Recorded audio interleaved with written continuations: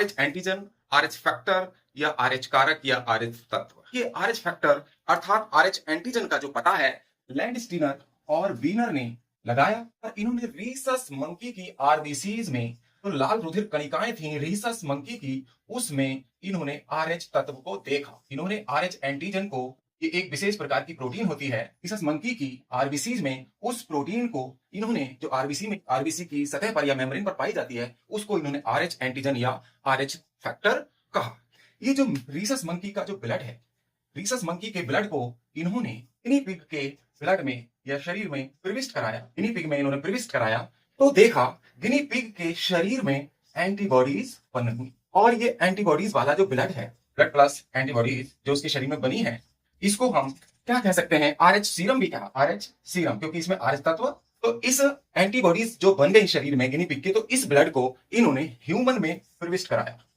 तो जब मनुष्यों में प्रविष्ट कराया तो देखा उनके ब्लड में एग्लूटिनेशन हुआ। एग्लूटिनेशन अर्थात अभिश्लेषण हो गया, रक्त जम गया, थक्का बन गया, क्लॉट हुआ। इससे पता चला कि ह्यूमंस में आरएच तत्व होता है। इससे जानकारी हुई कि ह्यूमंस के आरबीसी में भी, मानव में भी ये आरएच तत्व होता है। अब देखिए, जिन में आरएच ये होता है, इनके अंदर मनुष्यों में आरएच होगा, उन्हें हम आरएच पॉजिटिव कहेंगे, और जिनमें ये आरएच तत्व नहीं होगा उनको हम आरएच निगेटिव कहते हैं। इसको ध्यान रखिएगा। अब देखिए, इंडिया और यूरोप की बात करें हम, तो यूरोप में यूरोपियन कंट्रीज यानी यूरोप में 85% लोगों में आरएच तत्व पाया जाता है। यानी कि 85% लोग वहां के क्या होते हैं, आरएच पॉजिटिव होते हैं।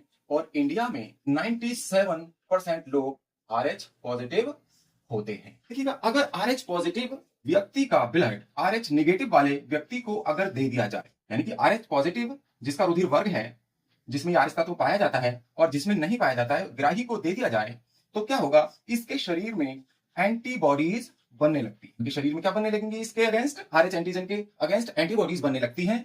और उसके पश्चात इनके ब्लड में एग्लूटिनेशन, विश्लेषण हो जाता है, अर्थात रुधिर जम जाता है। और जमने से ग्राही की, जिसने ये रुधिर लिया है आरएच निगेटिव पर्सन की मृत्यु हो जाती है। इसलिए आरएच पॉजिटिव का ब्लड आरएच निगेटिव वाले व्यक्ति को नहीं देना चाहिए। एक रोग है जिसको कहते हैं एरिथ्रोब्लास्टोसिस फिटेलिस।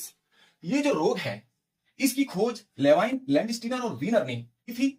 और इसमें जो गर्भस्थ शिशु होता है, उस अगर वह बच्चा आरएच एंटीजन से प्रभावित होता है, आरएच एंटीजन के कारण गर्भस्थ शिशु की या तो गर्भकाल के अंदर ही, गैस्ट्रेटिक टाइम में ही मृत्यु हो जाती है, डेथ हो जाती है, या जन्म के तुरंत बाद उसकी डेथ हो जाती है आरएच एंटीजन के कारण। तो इस रोग को एरिथ्रोब्लास्टोसिस फिटेलिस नाम दिया। और इस रोग की खोज शिशु में, गर्भस्थ शिशु में लेवाइन, लैंडस्टीनर और वीनर ने की थी।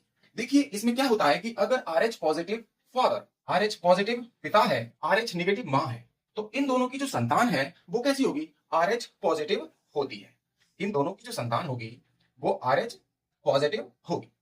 देखिए, जब आरएच पॉजिटिव पिता है, आरएच निगेटिव मां है, तो मेंडल के नियमानुसार, जो प्रभावी गुण का नियम के अनुसार, तो जो संतान है एफ जनरेशन में वो क्या होगी, आरएच पॉजिटिव होगी। और आरएच पॉजिटिव होने के कारण इस भ्रूण से जो एम्ब्रायो होगा, गर्भस्थ एम्ब्रायो है, भ्रूण से, यानी इस एम्ब्रायो से आरबीसीज मां के ब्लड में चली जाती और इससे मां के शरीर में क्या एंटीबॉडीज बन जाती है। देखिए, आरएच पॉजिटिव पिता और आरएच निगेटिव मां, तो इसकी संतान होगी, भ्रूण जो होगा, गर्भस्थ शिशु, वो आरएच पॉजिटिव होगा। और इस भ्रूण से जो आरबीसीज हैं मां के ब्लड में चली जाएंगी, तो मां के ब्लड में एंटीबॉडीज बनने लगती हैं। मां के शरीर में एंटीबॉडीज बनने से कोई प्रभाव नहीं पड़ता, एंटीबॉडीज बनने से, क्योंकि आरएच निगेटिव मां में आरएच तत्व नहीं होता, आरएच एंटीजन नहीं है, यहां आरएच एंटीजन नहीं होता, इसलिए मां को तो कोई फर्क नहीं पड़ता, कोई प्रभाव नहीं पड़ता, कोई प्रॉब्लम नहीं होती। लेकिन फिर मां के शरीर से ही, जब मां के शरीर में एंटीबॉडीज बन गई, तो ये एंटीबॉडीज पुनः कहां आ जाएंगी,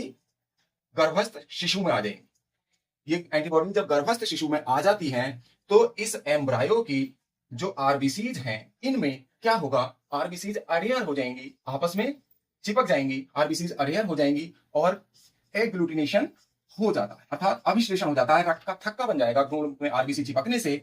और इस कंडीशन में क्या होगा, भ्रूण की ये जो एम्ब्रायो है, इस एम्ब्रायो की डेथ हो जाती है, मृत्यु हो जाती है।